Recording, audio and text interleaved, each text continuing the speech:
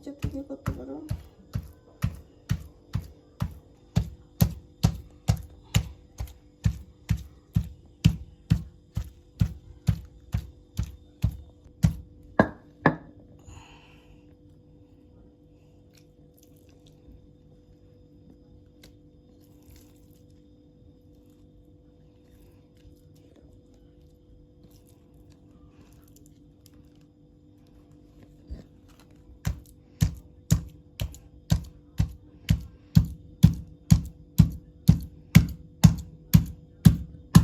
আসসালামু আলাইকুম, যে যেখানে আছেন আশা করি সবাই ভালো আছেন। আলহামদুলিল্লাহ আমরা সবাই ভালো আছি। তো আজকে নতুন বছরের নতুন একটা ব্লগ নিয়ে আসলাম। সেটা হচ্ছে আমি আজকে খাসির মাংসর চাপ করব। তো ভাবলাম যে আপনাদেরকেও দেখাই আর কিছু শেয়ার করি। তো আমি আজকে কি কি নিয়েছি সেটাই আপনাদেরকে দেখাচ্ছি। তো এখানে আমি মশলা আছে কালো গোলমরিচ, ছোট এলাচ, বড় এলাচ, শাহি জিরা, এটা হচ্ছে আপনাদের এটার নাম মনে পড়তেছে না কেন, যাই হোক এটা হচ্ছে কাবাব চিনি। আমি এখানে নিয়েছি দারচিনি, এখানে আছে এটা হচ্ছে না সুপারি না, এটা হচ্ছে আজকে আমার সব এলোমেলো হয়ে যাচ্ছে, বুঝলাম না নামগুলা মনে পড়ছে না। জায়ফল, জায়ফল, আর এইটা হচ্ছে জয়িত্রী। যাই হোক এটা হচ্ছে সাদা গোলমরিচ। তো আজকে আসলে আমি এলোমেলো করে ফেললাম, আপনারা সবাই আশা করি চিনেন, তারপর আমি দেখাচ্ছি। তো আমি এই মশলাগুলো আসলে দেখানোর কারণ হচ্ছে আমি এটা আসলে গুঁড়া করে নিয়েছি এখানে। তো এই কারণে আসলে আমি এখানে কি কি মশলা আছে এটাই দেখানোর জন্য আমি এটা এখানে নিয়েছি। তো এটা আমরা এখন সরায় দিচ্ছি, কারণ এটা আপনাদেরকে দেখানোর জন্য আসলে করা। আর এখানে আছে হচ্ছে জিরা, ধনিয়া, জিরা আর শুকনা মরিচের গুঁড়া। তো এখানে আমি নিয়েছি আদা, আর আছে রসুন বাটা, পেঁয়াজের পেস্ট। পেঁয়াজের পেস্ট এখানে আমি বড় বড় পেঁয়াজ দুইটা নিয়েছি পেস্ট করে। আর আমি এখানে দিব সরিষার তেল, আর দিব একটু কেওড়া জল। কেওড়া জলটা আপনারা ইচ্ছা করলে নিতে পারেন, না নিলেও কোনো সমস্যা নাই, কারণ কেওড়া জলটা আমি পছন্দ করি তাই দিব। আর এটা নর্মাল তেল আছে, লবণ তো দিবই। তো আসেন আমরা এটাকে মশলাটাকে রেডি। ও যেটা বলছিলাম সেটা হচ্ছে এখানে আমি নিয়েছি 2 কেজি খাসির মাংস। এটাকে আগে আমি একটু থেতলা করে নিয়েছি, তো সেটাও আমি ভিডিওতে দেখাচ্ছি। তো এটাকে আমি থেতলা করে নেওয়ার কারণ হচ্ছে মশলাটা তাহলে একদম ভিতরে ঢুকে যাবে আপনার, মানে তখন মাংসটা জুসি হবে একটু। আর এমনি থেতলা না করলে হয় কি, মানে মশলা ঢুকে না আর মাংসগুলো তখন শক্ত হয়ে যায়, যে কারণে আমি থেতলা করেছি। আর আপনারা চাইলে করতে পারেন, না করলেও কোনো সমস্যা নাই। তো এই কারণে আমি করলাম। তো আসেন আমরা মশলাগুলোকে এখন মিক্স করব। তো আমি এখানে পেঁয়াজের পেস্টটা প্রথমে দিলাম। এখন সব মশলাই আসলে একটা একটা করে দিয়ে দিব, কারণ সব মশলা নিয়ে এখানে প্রায় 250 গ্রাম পেঁয়াজ আছে। আমি আস্ত পেঁয়াজ নিয়েছি, আমাদের এখানে তো বড় বড় পেঁয়াজ পাওয়া যায়, তো দেখানো হয় না আপনাদেরকে কতটুকু পেঁয়াজ। তো এই কারণে ইয়েটা বলে দিলাম পরিমাণটা। এখানে 250 গ্রাম পেঁয়াজ আছে, পেঁয়াজের পেস্ট। তারপর আমি দিচ্ছি রসুনের পেস্ট। রসুনের পেস্ট আমি এখানে নিয়েছি প্রায় 100 গ্রামের মতো।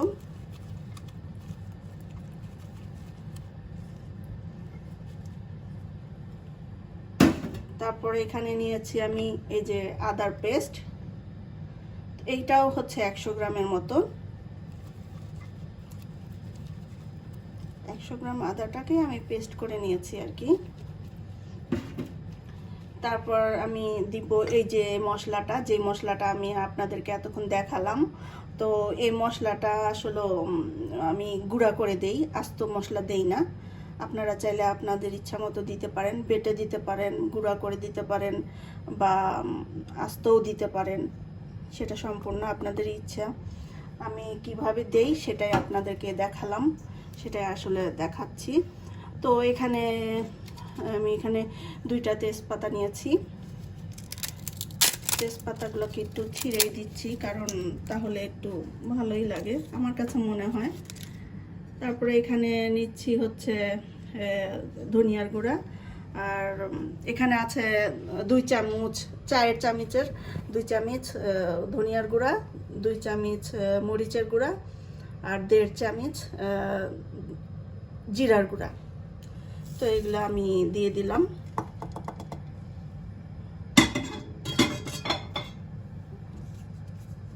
এখন আমি লবণটা দিব। এখন লবণ তো আসলে যার যার স্বাদ মতো আপনারা দিয়ে নেবেন, আপনাদের যে যেরকম খান লবণ সেইভাবে। তো আমার পরিমাণ মতো আমি দিয়ে দিচ্ছি।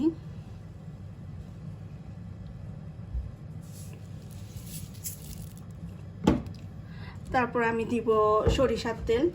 আমি খাসির মাংসটাতে সরিষার তেল ইউজ করি।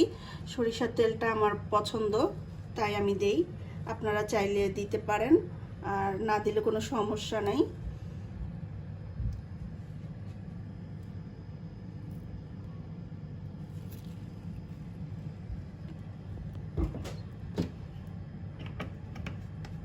তারপরে নিয়ে নিচ্ছি আমি নর্মাল তেল।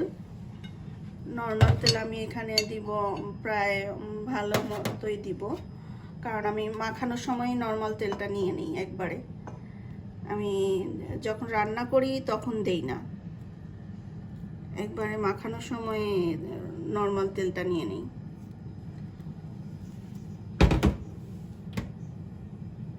এখন আমি একটুতে দিব কেওড়া জল।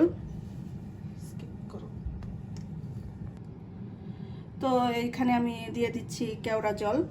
তো কেওড়া জলটা হচ্ছে আমার প্রায় এই যে পরিমাণটা এখানে কতটুকু হবে, এই টেবিল চামচের 2 চামচ তো হবে। আমি যতটুকু দিলাম আমার কাছে মনে হয়। এখন আমি এটাকে ভালো মতো মিক্স করব।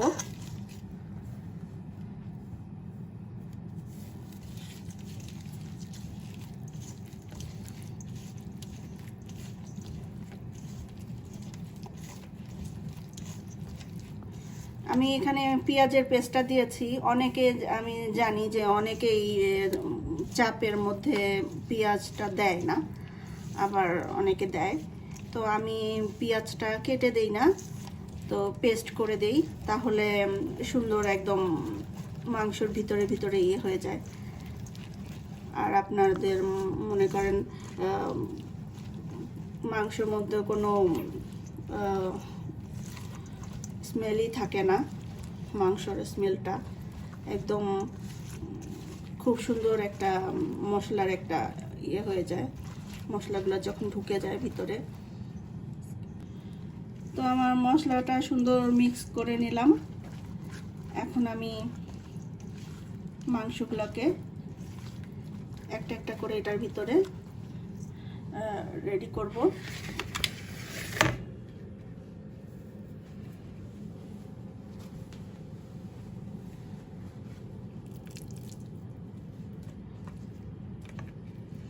আমি এভাবে করে সুন্দর একদম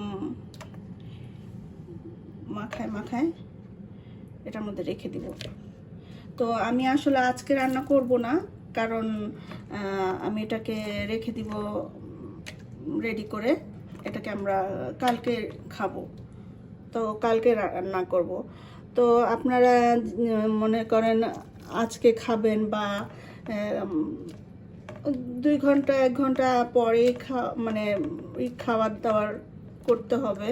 তো ওই রকম হলে আপনারা আধা ঘন্টা ভিজিয়ে রাখলেও হয়ে যাবে। আধা ঘন্টা রেখে দিলে সুন্দর আপনাদের মশলাটা একদম মাংসর ভিতরে ঢুকে যাবে। তো আমি যেহেতু কালকে খাবো, তো এই কারণে আমরা আজকে রেডি করে রাখলাম। তো এটাকে আমরা কালকে খাবো, কালকে রান্না করব।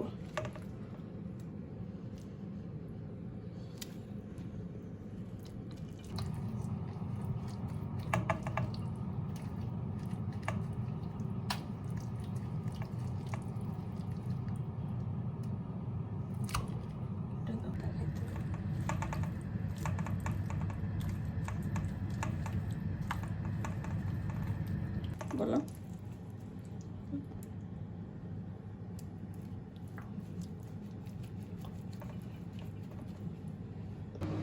আর একটা জিনিস দিতে ভুলে গেছি আপনাদেরকে, দেখাচ্ছি, সেটা হচ্ছে টক দই। আর টক দইটা না দিলে আসলে ভালো লাগবে না, যে কারণে এখন মনে পড়লো দেখে আবার ভাবলাম যে তাহলে আপনাদেরকে আবার শেয়ার করি, দেখাই যে আমার আসলে ভুলে গেছে, যে কারণে দিয়ে দেই। আর টক দই কোনটায় দিবা? দোনোটাতেই দিব, পুরাটাতেই দিব। কেমন দেখাই, এই যে টক দইটা।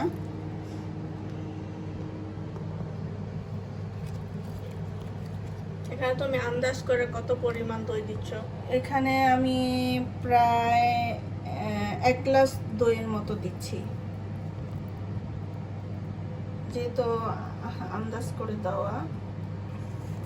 তো 1 গ্লাসের মতো দিলাম দই। এখন এটাকে আমি মিশিয়ে দিব, তাহলেই হয়ে যাবে, কিছু হবে না। কারণ এখনও তো আমরা রান্না করি নাই, তো আমি দইটা আসলে রান্নার সময়ও দিতে পারতাম, কোনো সমস্যা ছিল না। তারপরে আপনাদেরকে দেখানোর জন্য আবার ই করলাম, যে যেহেতু ভুলে গেছি, তো আপনাদেরকেও বলে দিই আর জিনিসটাও দেখায় দিই। চাইলে আমি রান্নার সময় এটা দিতে পারতাম, কোনো সমস্যা ছিল না, তাও আপনাদেরকে দেখানোর জন্য আসলে আমি এটা করলাম। দই না দিলেও কিছু হয় না, তারপরেও দইটা দিলে ভালো লাগে আর কি, টেস্টটা অন্যরকম হয়।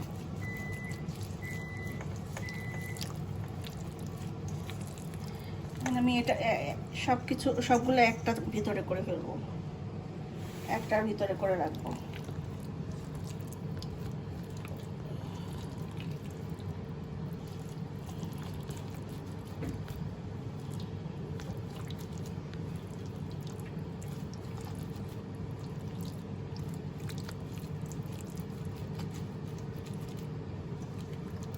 আমার তো দেখে মুখে লোভ লেগে গেছে, কাঁচা হইলেও। হ্যাঁ, অনেক লোভনীয় খাবার। রেডি?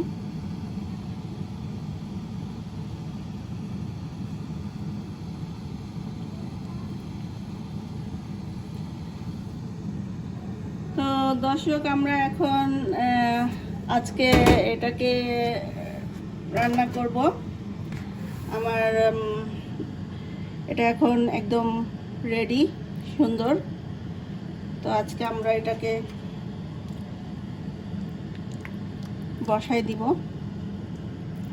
আমি এটাকে প্রথমে অল্প জালেই করব।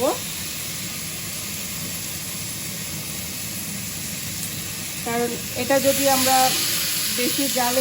বেশি আগুন দিয়ে যদি রান্না করি, তাহলে ঠিকমতো সিদ্ধ হবে না। তো আমরা কি করব, এখন এটাকে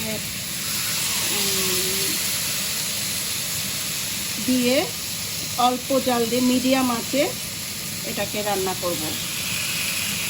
তো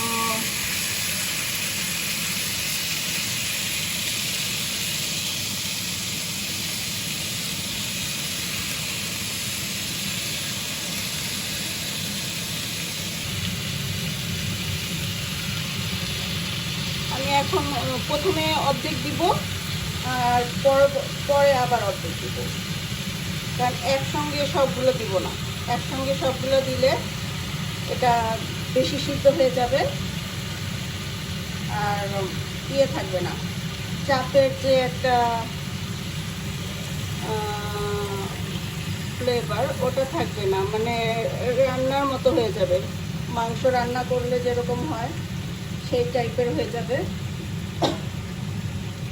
তো আমরা এই কারণে এটাকে অর্ধেক অর্ধেক করে দেব।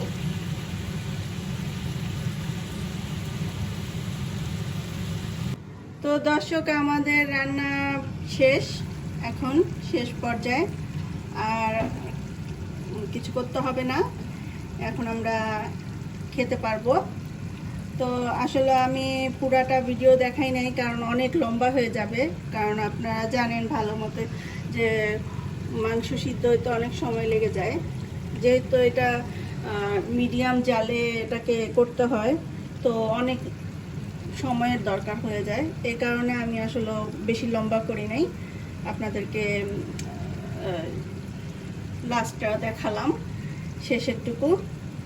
যাই হোক, আপনারা রান্না করে খাবেন, আর যদি আমার ব্লগটা পছন্দ হয় একটা লাইক করবেন, একটা শেয়ার করবেন, একটা কমেন্ট করবেন, আর কেমন লেগেছে অবশ্যই জানাবেন।